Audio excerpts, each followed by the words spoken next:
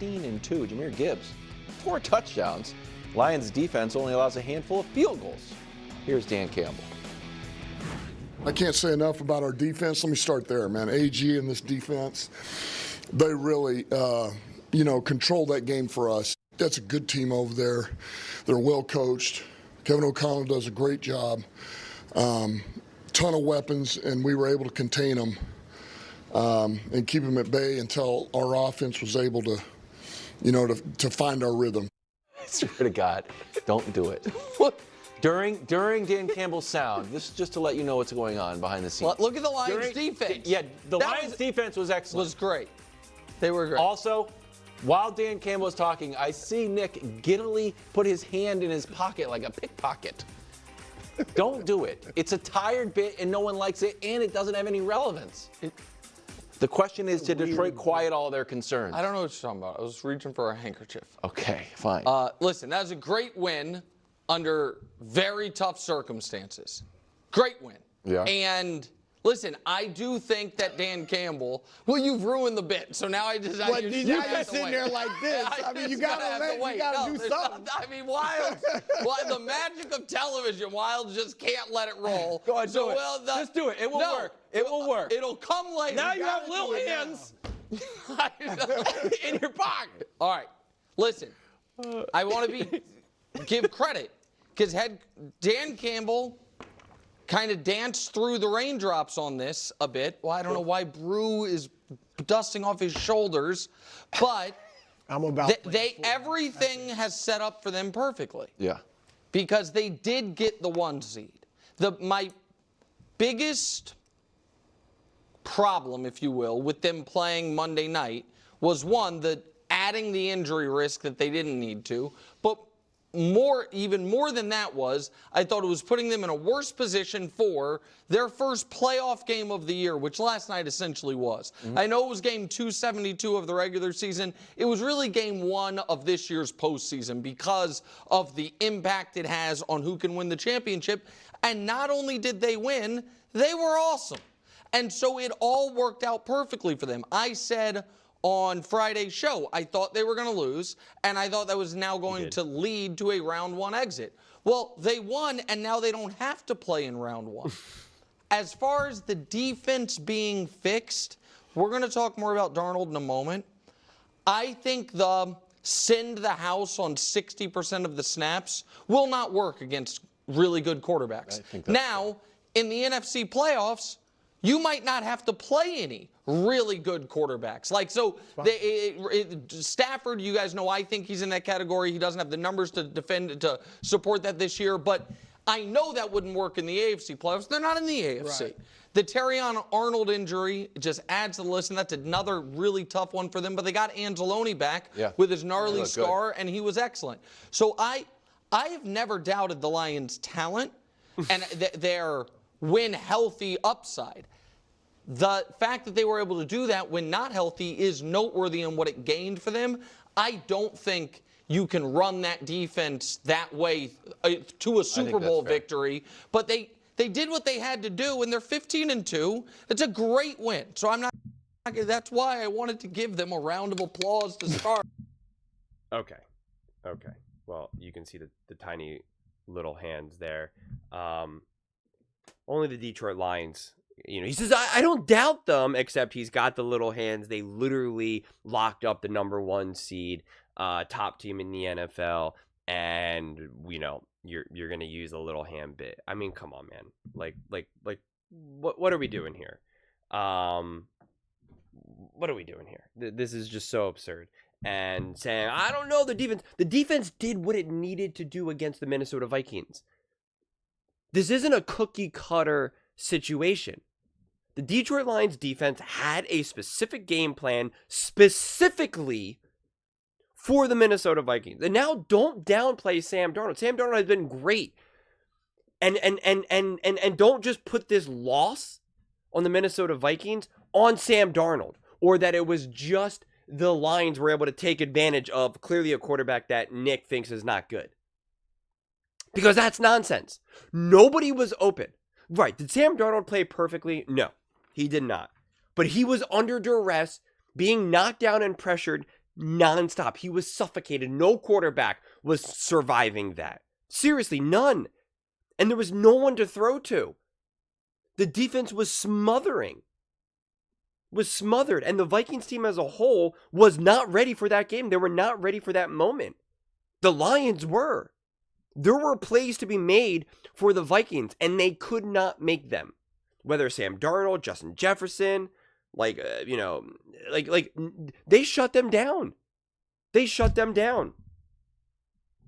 This game, I think, was closer than the score shows it to be, because there was definitely times that the Vikings could have taken over, and they simply did not. They simply could not because of the Lions. So to not give them credit for that is insane. The Lions forced the Vikings to be 0-4 in the red zone. Multiple 4th and goal stops. The one time in the red zone, or I think it was multiple times in the red zone, they were like 0 for 8 or 1 for 8 for 4 yards. I mean, that was the Lions defense. The Vikings were 3 for 13 on 3rd down, 0 for 3 on 4th. Jefferson, Addison, I mean, they were non-factor, shut down the run game. Sam Darnold was 18 for 41, 166 yards. I mean, he was hit all day. And you want to kind of give backhanded compliments to the Lions? And saying, oh, I thought if they lost this game, they weren't going to be able to win. Nothing in this game showed that to be the reality. There is an absolute world where the Lions let this game get away from them. It's real. Absolutely. Van Ginkel gets the pick 6, and, Justin Jefferson catches that one touchdown pass in the end zone with a couple turnovers from the Lions. This could have been a game that conceivably the Lions could have lost. Yet we saw how great they played, how resilient they played, how their offense was able to keep going, and how their defense obviously stepped up. There's nothing in this game, even if they ended up losing, that would have suggested, they're the 5 seed, they can't now beat the Rams. That's nonsense. It's nonsense. The Lions showed you top to bottom, left and right, up and down, that they are a top team in the NFL. Are they 100% healthy? Are the injuries piling up? Absolutely, undeniably. But they are also a top team. To be so confident that they would, if they played the Rams, that they would lose is insanity. If you want to say, hey, this will be a tough matchup, yeah, I get it. All of these games will be tough. If the Lions play the Eagles, if the Lions played the Vikings again, if the Lions played the Bucks, the Rams, yeah, these are all going to be tough matchup games. It is the playoffs. Welcome to the playoffs. That's how it works. That's how it works. I laugh when people have such confidence that they believe that this team is going to beat that team or that team is going to beat that team in the playoffs. It's made up. It's farts in the wind, man. It's made up. But it's said with such conviction that it comes off as intelligence, insight. When it's not. It's not. It's made up nonsense. What are you basing any of this off of? That Matthew Stafford would be able to handle the blitz perfectly? That the Lions defense wouldn't continue to be able to step up?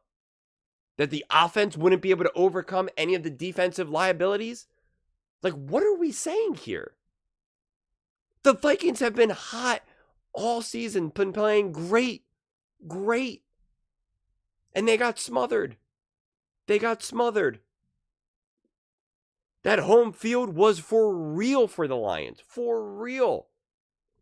That crowd, I don't think Sam Darnold could hear all game.